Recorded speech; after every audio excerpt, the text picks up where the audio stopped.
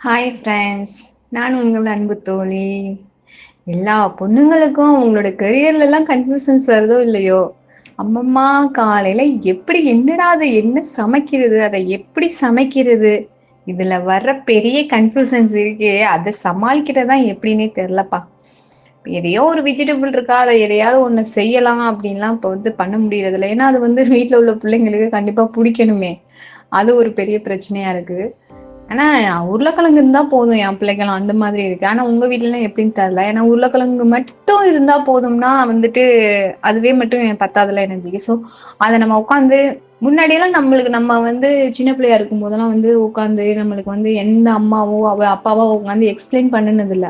இந்த வெஜிடபிள்ஸ் சாப்பிட்டா இந்த விட்டமின்ஸ் கிடைக்கும், இல்ல இதெல்லாம் கிடைக்கும் நம்மளுக்கு அப்படின்னா வந்து எக்ஸ்பிளைன் பண்ணது கிடையாது. ஆனா இப்பெல்லாம் என் பிள்ளைக்கெல்லாம் ஒரு ஒரு வெஜிடபிளுக்கும் உட்காந்து நான் ஒரு ஒரு பக்கம் எஸ்ஸே மாதிரி உட்காந்து எக்ஸ்பிளைன் பண்ண வேண்டியதா இருக்கு.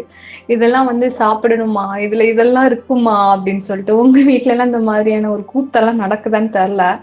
அது சரி ஒன்ஸ் நம்ம சொல்லிட்டு விட்டுறலாம். அவங்க சாப்பிடுவாங்க. நான் டெய்லி உட்காந்து இந்த இதெல்லாம் வந்து உட்காந்து நான் வந்து மனப்பாடம் பண்ணிட்டு ஒப்பிக்கிற மாதிரி நடக்குது எங்க வீட்லலாம். உங்க வீட்லலாம் அந்த மாதிரிலாம் பிள்ளைங்க வந்து கேட்கறாங்களா? இல்ல இதெல்லாம் சாப்பிட்டா என்ன இதெல்லாம் வந்து இதெல்லாம் ஏன் சாப்பிடணும்?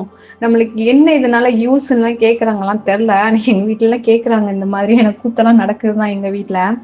வேற வழி இல்ல. அவங்க கேட்கிறப்ப வந்து நம்ம உட்காந்து எக்ஸ்பிளைன் பண்ற மாரி தான் இருக்கு. அந்த மாரி தான் இல்லன்னா, "என்னம்மா?" அப்படிங்கிற மாரி ஒரு பார்வை பார்ப்பாங்க பாருங்க. ஐயய்யோ! நம்ம எத்தன டிகிரி பண்ணியிருந்தாலும் சுக்கு நூறா அப்போதைக்கு வந்து நின்னுட்டுருப்போம் உடைஞ்சு போயிட்டு. அந்த மாரிலாம் நீங்க நின்றுருக்கீங்களான்னு தெரியல. ஏன்னா, எல்லாத்துக்கும் கேள்வி. ஐயய்யோ! தொட்டது 90க்கும் கேள்வி கேட்குதுங்க இப்போ உள்ள பிள்ளைங்கலாம். நம்மலாம் வந்து உண்மையிலே நம்ம அப்பா அம்மாள்ட்ட நம்ம இவ்ளோ கேள்வி கேட்டுருப்போமான்னு தெரியல. அவ்ளோ கொஸ்டின் கேட்குறாங்க. எதுக்கு எடுத்தாலும் கொஸ்டின்ஸ் கேட்குதுங்க பிள்ளைங்க. டேய் நம்ம சொல்லுவோம், "டேய் ஸ்கூல்ல போய் டவுட்லாம் கேளுடான்னு." இப்ப எல்லா இதையும் நம்மகிட்டயே எல்லா கொஸ்டின்ஸையும் கேட்குறாங்க. ஸ்கூல்ல உள்ள டீச்சர்ஸ் எல்லாம் ஆனா பாவம் தான். உண்மையிலே அவங்கள சமாளிக்கிறதுக்கு. ஒரு பிள்ளையே இப்படி இருக்குன்னா, எல்லா பிள்ளைங்களையும் வந்து சமாளிக்கிறதுக்கு அவங்கலாம் ரொம்ப ரொம்ப பாவம். அப்படிங்கிற மாரி அவங்களுக்கெல்லாம் ஒரு கோயில கட்டி கும்பிடலாம் அப்படிங்கிற மாரி தான் இருக்குது. நம்மளுக்கு தோணும்ல அப்பல்லாம். எனக்கெல்லாம் தோணியிருக்கு அந்த மாதிரிலாம். ஐய்யய்யோ! இந்த பிள்ளைங்கள எப்படிதான் சமாளிக்கிறாங்கன்னு தெரியலையே அப்படிங்கிற மாரி எனக்கெல்லாம் தோணியிருக்கு. உங்களுக்கு தோணியிருக்கான்னு தெரியல. அ என்ன பண்றது? அப்பப்ப உள்ள நிலைமைகளையும் அப்பப்ப சமாளிச்சுட்டு போற மாரி தானே இருக்கு. இன்னைக்கு வந்துட்டு நான் சாம்பார் வைக்க போறேன்.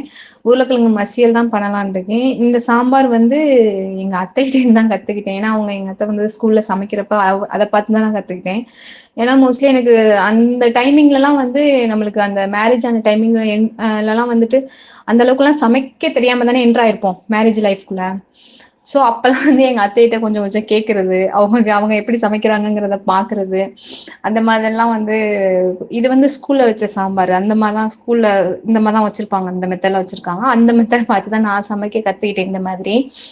இல்லன்னா நம்ம வந்து இந்த பருப்புல எல்லா வெஜிடபிள்ஸையும் ஆட் பண்ணி செய்வோம்ல, அந்த மாதிரியும் செய்வேன். இது வந்துட்டு ரொம்ப பிடிக்கும் அப்படிங்கிறதுனால இத செய்றது. உங்களுக்கு எந்த மாதிரி வச்சா பிடிக்கும்னு சொல்லுங்க கமெண்ட்